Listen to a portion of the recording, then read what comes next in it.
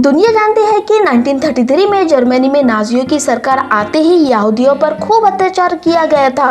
इन्हीं में था फ्रैंक परिवार। यातनाओं से परेशान होकर परिवार नेदरलैंड शिफ्ट हुआ, मगर वहाँ भी यहूदियों को टॉर्चर किया जाने लगा। फ्रैंक परिवार की छोटी बेटी एना ने उस दौरान एक डायरी लिखी थी, जो दुनिया की सबसे फेमस किताब बन गई। 11 साल की मासूम बच्ची ने डायरी लिखना शुरू की। उसने कभी सपने में भी नहीं सोचा था कि ये डायरी आगे चलकर दुनिया की सबसे फेमस किताब बनेगी। इस बच्चे का नाम एनालिस मैरी फ्रैंक था, जिसे लोग एना फ्रैंक के नाम से भी जानते हैं। एना का जन्म 12 जून 1929 को जर्मनी के फ्रैंकफर्ट के एक यहूदी परिवार में हुआ था।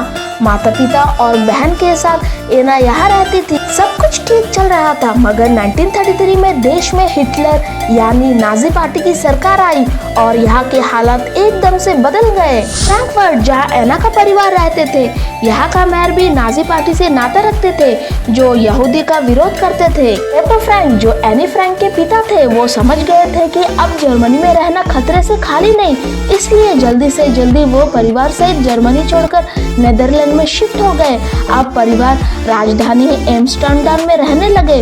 उस समय एना महज 4 साल की थी। कुछ समय बाद दोनों बहनें स्कूल जाने लगी। एना फ्रैंक के पिता को यहाँ एक नई नौकरी मिल गई थी। सब कुछ पहले जैसा ठीक होने लगा था। हाँ, फर्क सिर्फ इतना था कि पहले परिवार जर्मनी में बहुत ही आलीशान घर में रहते थे, पर यहाँ पर तो उन्हें किराए के मकान में रहना पड़ रहा था। फिर भी परिवार खुश थे। कुछ साल ऐसे ही बीत गया। फिर वक्त आया 1 दिसंबर 1939 का। दुनिया में दूसरा विश्व युद्ध छिड़ गया था। जैसे ही दूसरा विश्व युद्ध छिड़ गया, एनी के पिता समझ गए कि अब यहाँ नेदरलैंड में भी रहना खतरे से खाली नहीं। यहाँ से परिवार ब्रिटेन शिफ्ट होना चाहता था, लेकिन अब तक बहुत देर हो चुकी थी। जर्मन सैनिक ने 10 मई 1940 को नेदरलैंड पर पूरी तरह से कब्जा कर लिया था। अब नेदरलैंड में भी जर्मनी की तरह यहूदी विरोधी कानून लागू होने लगा। डर के बावजूद फ्रैंक परिवार अपनी जिंदगी जैसे तैसे वहाँ काट रहा था। अब यानी फ्रैंक 11 साल की हो चुकी थी। माता पिता ने उसे बर्थडे पर एक डायरी गिफ्ट की थी। इसमें एनी फ्रैंक अपने हर दिन की हर बात लिखती थी। इसी बीच यहूदियों का हालत एम्स्टर्डम में भी काफी खराब हो गए थे। पहले दोनों बहनों का स्कूल छूटा, फिर पता चला कि एना की बहन मार्गरेट को जर्मनी के लेबर कैंप में भेजा जाएगा। माता पिता पूरी तरह डर चुके थे, मगर जाते भी तो कहाँ जाते। उस दिन एनी फ्रैंक ने अपने डायरी में लिखा, छिप जाए, कहाँ छिपेंगे, गांव में या शहर में, किसी घर में या किसी झोपड़ी में, ये वो सवाल है जिन्हें पूछने की मुझे इजाजत नहीं है, मगर फिर भी मेरे जहन में ये सवाल चल रहे हैं। अब दिन आया 6 जुलाई 1942 का। परिवार ने आखिरकार छिपने के लिए एक जगह ढूंढ ही ली। जहाँ पिता ओटो फ्रैंक काम करते थे, वही छोटा सा फ्लैट तैयार किया गया। परिवार उसमें शिफ्ट हो गए। कोई देख ना ले, इसलिए दरवाजे के बाहर बुक रैक बना दी गई थी, ताकि किसी को पता ना चले कि यहाँ एक फ्लैट भी है। इस काम में कंपनी के कुछ लोगों ने फ्रैंक परिवार की मदद की थी। खाने पीने और जरूरत के सामानों को समय समय पर वो लोग छिप छिप कर फ्रैंक परिवार तक पहुंचा देते। साथ ही बाहर क्या चल रहा है, इस बारे में भी परिवार को बताते रहते। इसी जगह पर 2 और परिवार भी छिपने के लिए आए थे। कुल 8 साल तक दोनों परिवार छिपकर यहाँ साथ में रहे।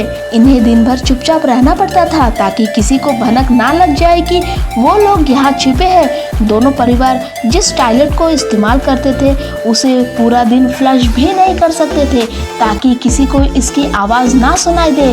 रात के समय ही टॉयलेट साफ किया जाता था। अपना वक्त बिताने के लिए एनी फ्रैंक डायरी लिखा करती थी, और उसने इस फ्लैट का नाम सीक्रेट एनेक्स दिया, यानी कि खुफिया कोठरी। यूं तो इस फ्लैट में जरूरत की हर चीज थी, बस खुलकर जीने की आजादी नहीं थी। पूरा दिन बिना बोले उन्हें यहाँ समय काटना पड़ता था। वक्त बिताने के लिए एना फ्रैंक बस डायरी लिखा करती थी। कई बार खुद ही कुछ लिखकर उन्हें मिटाती, फिर दोबारा उन्हीं जगह पर कुछ और लिखती। एक बार तो माँ से झगड़ा होने पर एना ने लिखा, वो मेरे साथ माँ जैसा बर्ताव नहीं करती। बाद में जब उसे इसका पछतावा हुआ तो लिखा, एना तुम ऐसी नफरत भरी बातें कैसे सोच सकती हो।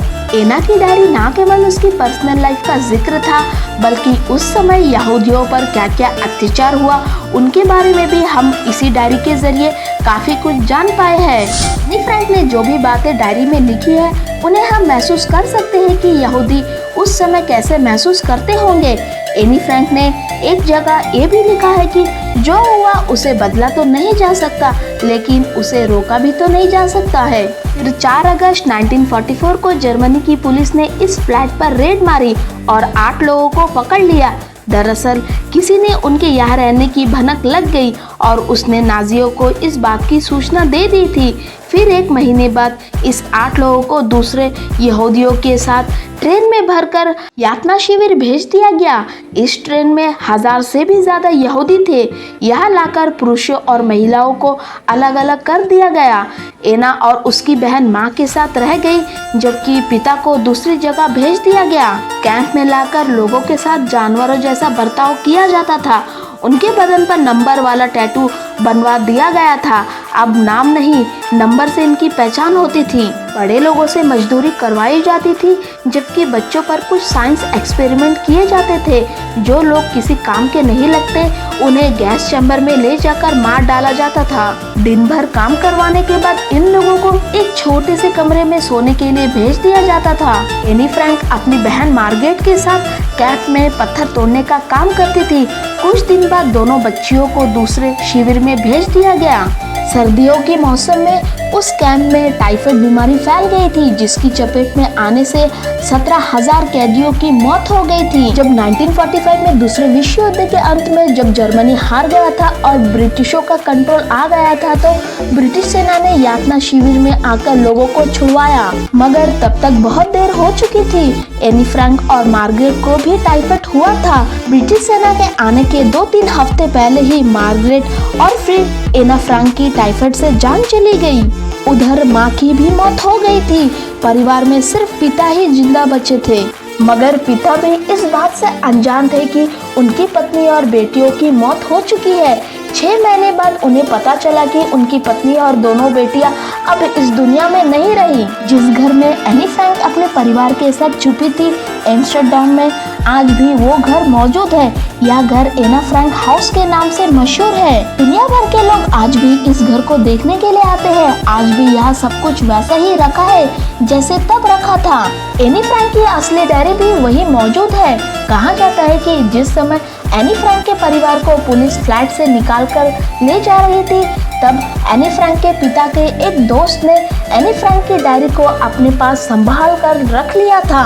एनी फ्रैंक के पिता जब यातना शिविर से वापस लौटे तो ये डायरी ऑटो फ्रैंक को सौंप दी गई थी। बेटी की डायरी पढ़कर ऑटो फ्रैंक खूब रोए। एनी फ्रैंक के पिता जानते थे कि एनी फ्रैंक बड़ा होकर एक लेखिका बनना चाहती थी, इसलिए उन्होंने उस डायरी को एक किताब की शक्ल दे दी। आज इस किताब को 70 से भी ज्यादा भाषाओं में ट्रांसलेट किया जा चुका है।